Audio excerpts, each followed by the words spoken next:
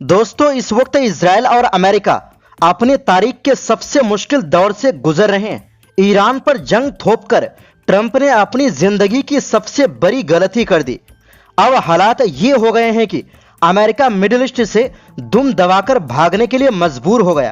पर वो जाए तो कैसे जाए, उसे अपनी इज्जत भी तो बरकरार रखनी है। अगर दुम दबाकर भागना पड़ा तो ईरान के हौसले बुलंद हो जाएंगे, इजराइल शर्मसार हो जाएगा और ट्रंप की वजह से अमेरिका के माथे पर हार का ठप्पा लग जाएगा। लिहाजा ट्रंप इस जंग से छुटकारा पाना चाहते हैं, पर ईरान है कि मानने को ही तैयार नहीं।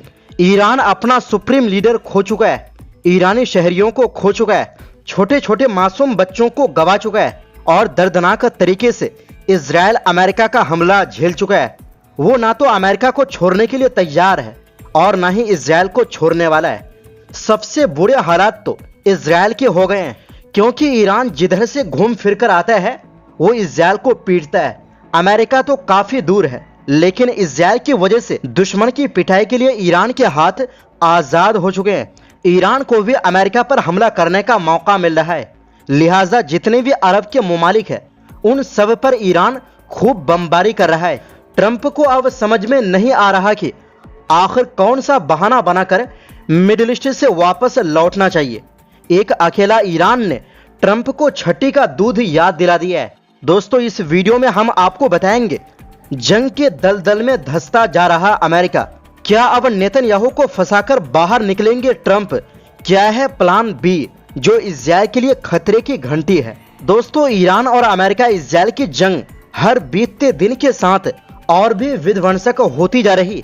हालात ये है कि फारस की खाड़ी से उठा बारूदी बवंडर धीरे धीरे अरब देशों पर भी छाने लगा है। इस जंग में जिसका चर्चा सबसे ज्यादा हो रही है वो है ईरान, जिसने अमेरिका और इजराइल के हमले का डटकर जवाब दिया। आज की तारीख में अमेरिका जंग के दलदल में धंसता जा रहा है। हालात ये है कि अब ट्रंप इस जंग से निकलना चाहते हैं।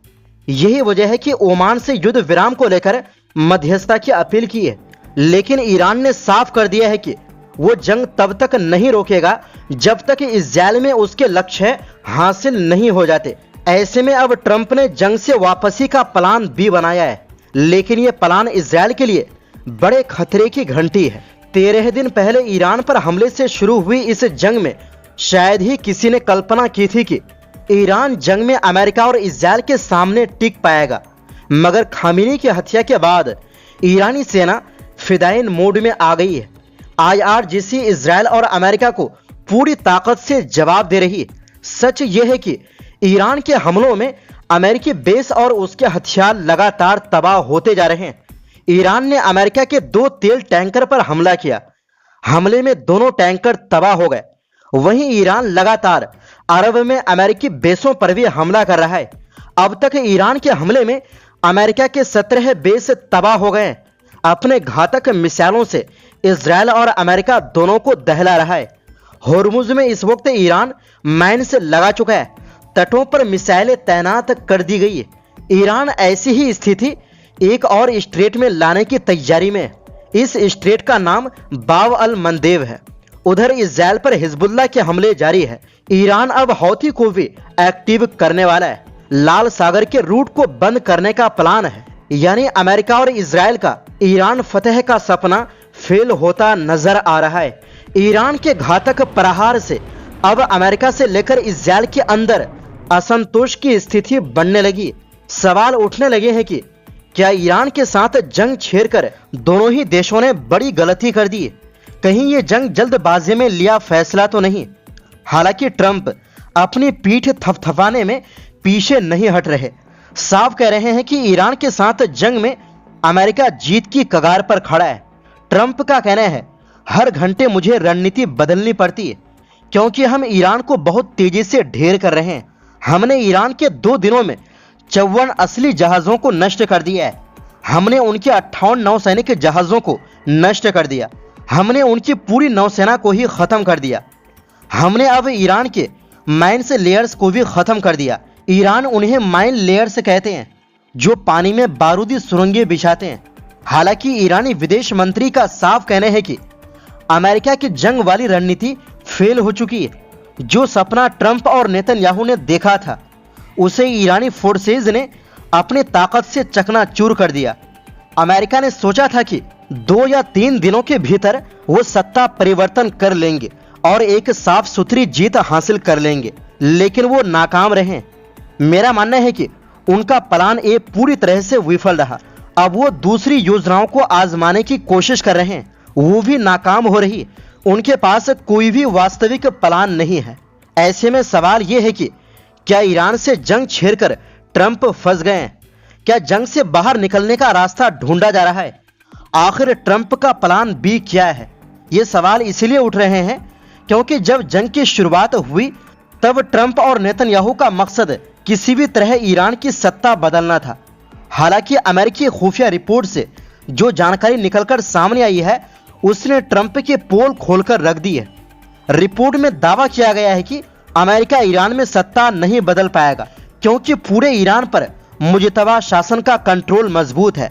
साथ ही होर्मुज स्ट्रेट पर अब भी ईरान की पकड़ मजबूत है। साथ ही ईरान की मिसाइलों से अमेरिकी बेस तबाह होने से सैटेलाइट सबूत भी सामने आ चुके हैं। यानी किसी भी लिहाज से युद्ध की मौजूदा परिस्थिति और ट्रंप की जीत का गणित बराबर नहीं बैठ रहा। ईरान के आक्रामक रुख को देखते हुए कहा जा सकता है कि जंग की ये आग अब तभी शांत होगी जब खुद ट्रंप और उनकी सेना हमले रोके और आगे बढ़कर सीज फायर का ऐलान करे। अमेरिका को अगर ऐसा करना पड़ा तो ये उसकी हार मानी जाएगी। अमेरिका ऐसा कभी नहीं करेगा। ऐसे में अब ट्रंप ने प्लान बी पर काम करना शुरू कर दिया है। अब सवाल उठता है कि आखिर ईरान जंग में ट्रंप का प्लान बी क्या है? तो वो है दाहिया डॉक्ट्रिन को लागू करना।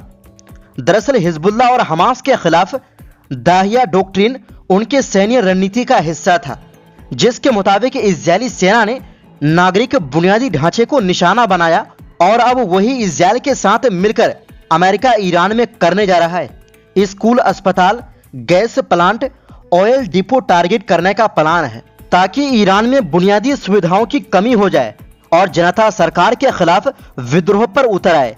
विद्रोह के सहारे ईरान में मुजतबा शासन का तख्ता पलट हो जाए। ईरान बार बार कह रहा है कि वो इस बार लंबी जंग लड़ेगा। इस बार ऐसी आर पार की लड़ाई होगी ताकि दुश्मन भविष्य में कभी भी ईरान पर हमला करने का साहस न जुटा सके। ऐसे में ट्रंप अब घिरे नजर आ रहे हैं, लेकिन अगर अमेरिका जंग में युद्ध विराम करता है या पीछे हटता है तो सारे किए कराए पर पानी फिर जाएगा। अमेरिका की दुनिया में धाक कम हो जाएगी।